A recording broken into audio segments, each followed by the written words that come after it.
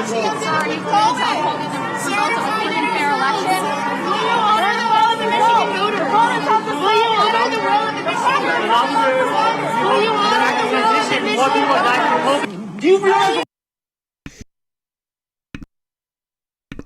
is Mike Shirkey.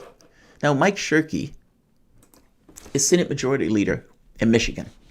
Why are people so angry at him? Why are people screaming things at him as he walks through the streets with his, flag on his mouth? Shirkey, along with the House Speaker of the House, Lee Chatfield, have both been summoned to Washington, D.C. Donald Trump called both of them. Now, why did Donald Trump call both of these leaders from this state of Michigan? Now, if you remember, Donald Trump has not conceded. And in not conceding, Donald Trump is trying to assert, with all of these kooky conspiracy theories put out there by Rudy Giuliani looking like lunatics, that he somehow has won and that there is this voter fraud that is ubiquitous, however, unseen. It's like dark matter. Only he can see it. In this very specific instance, despite the conspiracy theories and everything else in court, Donald Trump has taken a second track of trying to stay in office and cling to power. This disgraceful act of a failed president. This is, I got to be honest, any goodwill that I've had towards Trump pretty much evaporated in doing this because of the gravity of what Donald Trump is doing right here. For the same, if I'm being honest, in the same way that everything that I felt for Democrats evaporated with Russiagate. I mean, it is a broadside on the notion of the country itself. And both of these parties, they're not even doing it for the best interest of the country. They're doing it for their own pure selfish ambitions. But that's a tangent. In this very specific instance, Donald Trump is still trying to cling to power. The court cases are being trounced. Even when he gets a little modicum of something, at the end of the day, it doesn't really mean anything because it doesn't change the results. The court cases are going nowhere. The other kooky scheme that he's come up with is trying to find ways to get electors to not certify the board of electors of elections, meaning to not certify the results, and in not certifying the results, to have the legislatures of states that are friendly to Trump send their own electors in order to kind of create this kind of confusion. With the hope, I suppose, of it being kicked to the House of Representatives, which at that point basically is the country itself. And because there are more states that are Republican than Democrat, basically you would end up with Republicans choosing the president, which may end up being Trump. Yes, it's a harebrained scheme, but it's all he got. And as far-fetched as it is, I mean, from the standpoint of getting legislatures to do this, it is unclear if there is even a mechanism for them to do that. Meaning not selecting electors in the legislatures all of a sudden just chooses them. I'm trying to make the point that this is not laid ground. This is them coming up with a hypothesis, a theory of law of sorts. And basically, I'm trying to get these guys to follow through with it. The thing is, I have a hard time believing that these people are going to set themselves on fire for Donald Trump. And I don't even believe they like Donald Trump all that much. What they will do is the optics. They will sit with him. They will shake his hand. They will make news reports that are not attacking Trump, but not necessarily saying anything in the pursuit of whatever his aims are. If you notice, the other Republicans around the country have basically gone quiet on this. They're not getting involved because it's a harebrained scheme. Just because Donald Trump is a failed president, he's a lame duck president. He's going to be on his way out unless something profound and extraordinary happens on his way out. But that doesn't necessarily mean that his political force of sorts, meaning his popularity, and the people who did bad to him or the people who did good to him, the public may remember. The politicians are not going to take any chances. So they're not necessarily going to say anything overtly antagonistic unless they were already overtly antagonistic to Trump. So you will get the Romneys of the world. You may get other people who are a little bit more gentle in their push. You may get that. But for all intents and purposes, many of the people who are going to be still in the political space when Donald Trump makes his exit, they don't want the public, who will be there after Trump leaves, to feel bad about them for the way they engaged Trump. So, despite them being quiet, I have a hard time believe they're going to push for Trump. Stranger things have happened, I suppose, and this is 2020, but I would be shocked if they did so. In this case, right here, right now, Mike Shirkey and Lee Chatfield, Speaker of the Senate, Majority Leader of the Senate and Speaker of the House, today in the White House. And I want to have a conversation about basically what they are talking about, what they are trying to accomplish. And frankly, though, these guys have already said they're not changing the vote tally. I got to be honest, we don't even need to go to the other side of the video. I think I've said everything that's in the video at this point. Right here, I will read this part, though. So, when asked about this, right here. So, Shirkey and Chatfield both have said, look, the result is the result. We're not going to change it. Now, if you remember, in Michigan, you had the Wayne County Board of Canvassers that wobbled on certifying the results. You had 2 Republicans, 2 Democrats. The 2 Democrats said yes, the 2 Republicans said no. They eventually said okay and agreed to certify the results, meaning the canvassers for Wayne County, after there was an agreement to some kind of audit. After which case, everybody certified the results, sending Wayne County in. After that, Donald Trump calls one of the Republicans, and that particular person, or those 2, basically rescinded their vote, their certification vote. Now, the catch here is there is no way to rescind a certification vote. Once Wayne County sends it in, it's in. There's nothing to do about it. That part is done. There's no legal recourse to that. In this case, it seems that Trump is trying to somehow get these guys to not certify the results and get the legislative branches in these states to somehow send electors. Look, it's a harebrained scheme, but they're going with some idea that this is legal. And of course, there are going to be all sorts of challenges with this if they did do that. But again, these guys are saying they're not going to do it. Michigan law does not include a provision for the legislature to directly send electors or to award electors to anyone other than the person who received the most votes, Shirkey's spokesperson said last week. Chatfield, November 6th, tweeted, whoever gets the most votes will win Michigan, period, end of story, then we move on. Like I said, it's a big ask. Do you really think that these guys want to upend and utterly destroy a system that they themselves have used to get into the positions that they got into? And that is literally what Trump is asking them to do. Because if Trump stays in power, say for the moment this harebrained scheme works, what do you think the rest of the country does? Like, be honest.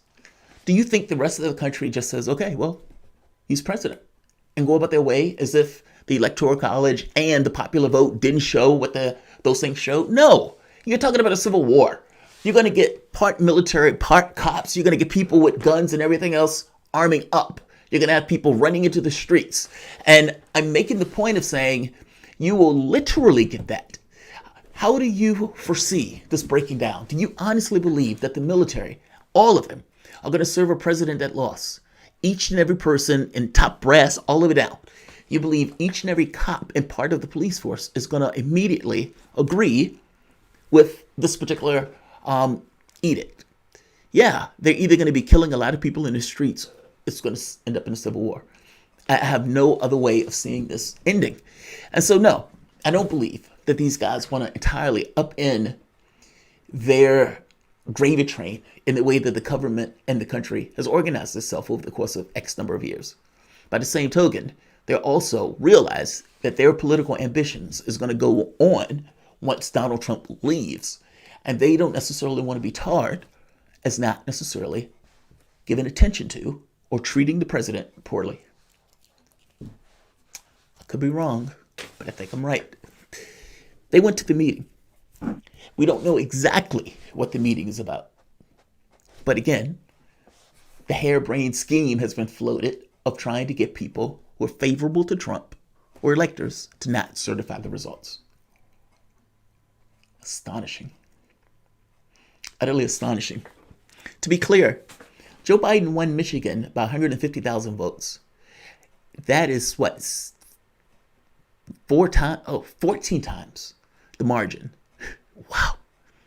That is 14 times the margin that Donald Trump beat Hillary Clinton by back in 2016. 14 times. And these guys are literally trying to stop them from certifying the results. That's astonishing. That is utterly astonishing. Sad. Disgraceful even. I mean, understand, they're lying. They're basically making this up. And I don't know if it's bitterness that Trump lost. I don't know if it's one of those things where he's humiliated, which I'm pretty sure that he is. I have no idea which of those things are true. He is trying to cling to power like grim death, though. And his problem is that A, he's incompetent. B, he has a bunch of kooks backing him. C, he actually lost the Electoral College and the popular vote. And D, he doesn't have enough institutional support that would help him or allow him to pull something off like this. The fact that the Republicans, for the most part, are relatively quiet.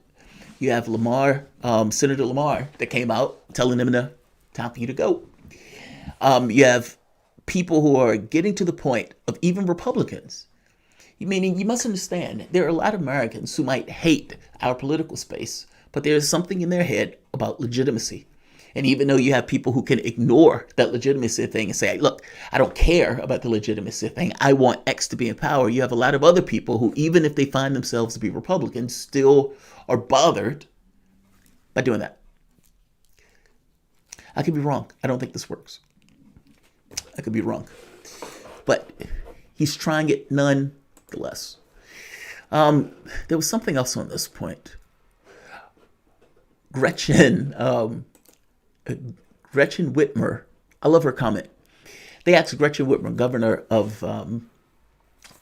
of Michigan.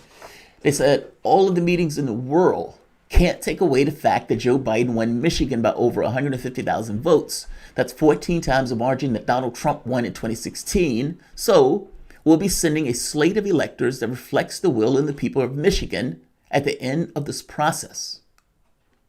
Yes.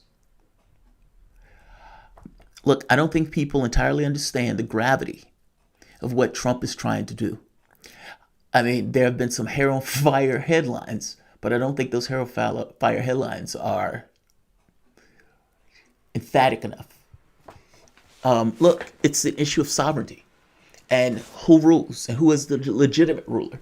And what happens when you have a large share of the population, by the tune of millions, that get to the point of believing that the person who won the election didn't necessarily win the election, and fervently believe it, not just passively or Obama's a Muslim, that type of stuff, but fervently believe in their heads that Trump and the lies that he spins in these conspiracy theories, Hugo Chavez's ghosts and the communists are working to get Joe Biden elected. What the fuck? If they believe that, you might have a lot of people. I guess I'm making the point that the undermining of each other in this way, and it takes place in each party at this point, Democrats and Republicans. Democrats use Russia and tried to spare their American electoral system. Trump has just been going after the electoral system in and of itself. Whether it's spitefulness, whether it's he's humiliated, I don't necessarily know. But I would say at this point, it looked like he's lost. And if I'm being bluntly honest, a president with 250,000 deaths on his back, Crimea River, time for you to go. And you know what? And even, honestly, I am even of mine to be spiteful if I was Joe Biden and do a recount of Texas. He should push for legal action for Texas. I don't think Donald Trump won Texas, and go after Texas. Screw it. If that's how we want to do it, let's play, let's do tit for tat. I guess I'm bothered by this because ultimately it's a contest where I had no dog in the hunt. And so it's kind of like, okay, well, it's just balls and strikes. And then the guy that loses screams, spins Russiagate 2.0, but in this case, instead of Russia, using the communists, China, Cuba, and Venezuela, and spins one conspiracy theory after the next. And this is what the President of the United States is doing while hundreds of thousands of people get infected by COVID a day. 2,000 a day are dying. And what, at this point, over 10 million infected? Well, I'm at a lack of understanding of why Donald Trump deserves to be in that office if he can't even do this. Meaning, if you have all of these people dying on your watch, and as those people die, you are there tweeting ferociously about being cheated by this kind of invisible dark matter voter fraud. If you can't do basic things like deal with the fact that your country has a pandemic, you lack a rationale for being in that office. Exponentially, just from the standpoint of failure in regards to the number of people that have died and the hospitals that are overflowing, that's your failure. All of that. And while this failure adds up, the rivers of blood of the people who got killed, you tweet away, pretending as if you somehow should be in that race. And that if it wasn't for this ubiquitous invisible voter fraud, that you would have won in a landslide. I'd call it cartoonish if it wasn't for the number of people that actually believes this nonsense. Russiagate 2.0. Like, share, and subscribe. Ben Riley, let's see. Because he thought it was good sport because some are looking for anything logical. They can't be bought, bullied, reasoned, or negotiated with. Some men just want to paint the world in their brand and watch it burn. Was it watch it drip? What? It's so far away, I have a hard time to see it. Because they thought it was a good sport to be some men aren't looking for anything logical. They can't be bullied, reasoned with, or negotiated with. Some men just want to watch it with their brand and watch it. I swear this is a drip. For some reason, I keep thinking in my head the line between Batman and Alfred. Do you remember this? Where Alfred is making this point of saying, like, some people just want to watch the world burn. That's where I thought you were going with that. That's like I'm reading. I was like, drip. Drip can't be right. Isn't he trying to say burn? He's trying to say burn. Thank you, Ben Riley. Thank you. Yeah, man. Jamal despises Biden. Yes, I despise Biden. You definitely need more moderators. Well, yeah, Jamal, you're not looking at the irregularities. And look, I don't care whether Biden or Trump won this race. I don't have a dog in it. What I do care about is that a guy who's a flagrant liar habitually and who most likely lost this race is trying to somehow overturn the will of the country and win this race using a cockamamie argument about communists and Hugo Chavez's dead ghost. I mean, yeah, I think it's nonsense. Until they show something, it's nonsense. And the 7 pages of court filings or court documents between the Republican Party and Donald Trump that they were filing that's just being tossed out of court gives me more of a reason to believe it's nonsense. Until something is shown otherwise, I accept it as such. Come January, Donald Trump is going to be escorted out of that office, short of some kind of alien invasion or something. He's going to get gone. You can feel how you feel about it, but it is indeed true. And yes, if you feel the need to unsubscribe to me for telling you the reality of events, have a good life. Like, share,